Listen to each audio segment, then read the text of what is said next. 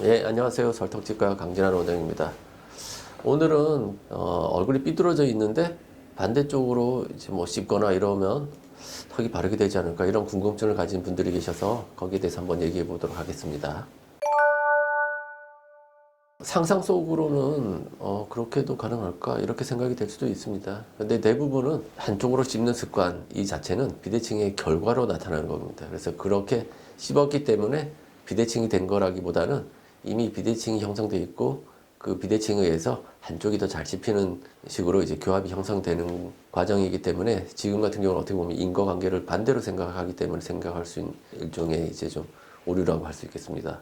오른쪽으로 예를 들어서 오른쪽으로 삐뚤어진 사람들은 주로 이제 오른쪽 턱에 치아들이 교합이 더 긴밀해서 잘 씹히게 되는데 그쪽으로 씹다 보면 이제 뭐 턱관절의 문제라든지 뭐 근육의 문제 이런 것들 때문에 이제 불편함이 생겨서 어느 순간 이제 반대쪽으로 씹는데 그러는 과정에서 이제 뭔가 이제 뭐 턱관절이 불편해졌다든지 뭔가 어색하다든지 이런 느낌을 갖게 돼서 그것 때문에 이제 병원에 찾아오시는 분들이 좀 있습니다. 그래서 뭐 결론적으로 얘기한다면 뭐 반대로 씹는다고 해서 턱이 원래대로 돌아가지는 않을 거라고 생각합니다. 하지만 이제 성장기 같은 경우는 조금 다를 수가 있습니다. 성장기에서 어떤 쪽의 치아가 조금 불편해서 반대쪽으로 씹어서 그쪽 근육이 발달하고 따라서 턱도 약간 삐뚤어진 거나 이런 경우라면 이 양쪽을 고르게 씹음으로써 양쪽 근육을 고르게 발달시키고 턱의 성장도 좀 더 고르게 될 수 있는 그런 가능성은 있습니다. 그렇지만 성장이 끝난 이후의 성인에 있어서는 그렇게 이제 드라마틱한 변화가 있을 거라고 생각되지는 않습니다.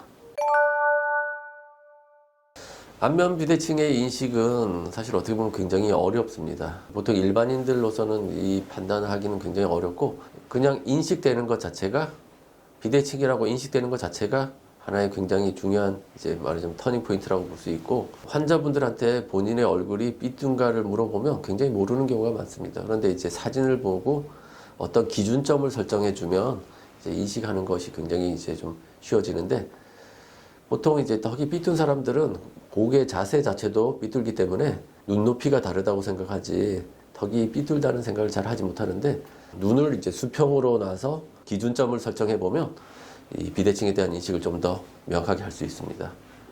근데 이제 사실 거울을 가지고 이 눈의 높이를 맞추는 건 사실 굉장히 어렵고 누군가가 내 눈높이를 이제 수평으로 놓고 내 사진을 찍었을 때 그 사진을 보면 사진은 또 그냥 보면 안 되고 자를 놓고 놓아서 보면 이제 얼마나 삐뚤은지 그런 것들이 조금 더 인식하기가 좀 더 편해집니다.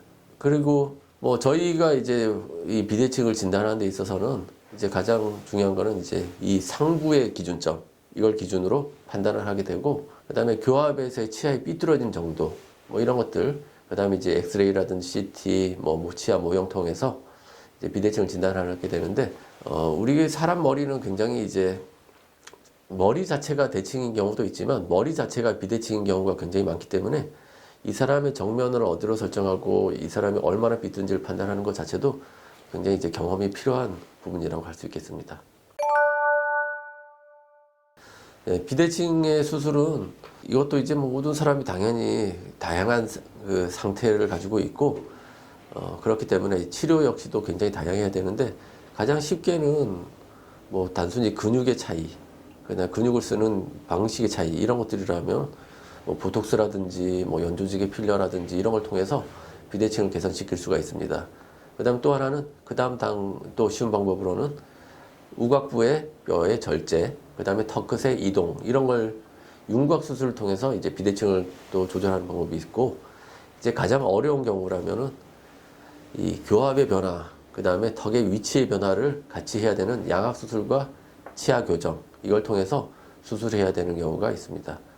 근데 대부분은 사실 이 양악 수술이 필요한 경우가 대부분입니다. 그렇지만 이제 사람은 아까 얘기했지만 비대칭은 인식되지 않는 범위 내에서는 비대칭 자체로서 큰 문제가 있는 건 아니니까 기능적인 문제가 있지 않은 이상은 정말 환자 자체가 자신이 아주 미세한 변화만 있어도 만족할 사람 같으면 뭐 아주 턱끝 살짝 조절해 주는 정도 뭐 이런 정도로도 굉장히 만족스러운 치료 결과를 가져오는 경우도 있고 또 뭐 어떤 경우는 뭐 수년간의 치아 교정 또는 수술 그다음에 뭐 또 거기다가 윤곽 수술까지 같이 이렇게 수술해서 비대칭을 맞추고 그다음에 또 보톡스도 맞고 이제 근육의 이런 두께 산의 두께 차이를 조절해주고 이런 어려운 과정을 해야 되는 경우도 굉장히 많이 있습니다. 단순히 비대칭이 있다고 해서 뭐 모든 사람이 양악 수술을 해야 되는 건 아니고 그다음에 또 모든 사람이 또 그렇게 간단하게 해결되는 것도 아니기 때문에 이런 부분에서는 이제 환자가 인식하지 못하는 범위로 어떻게 하면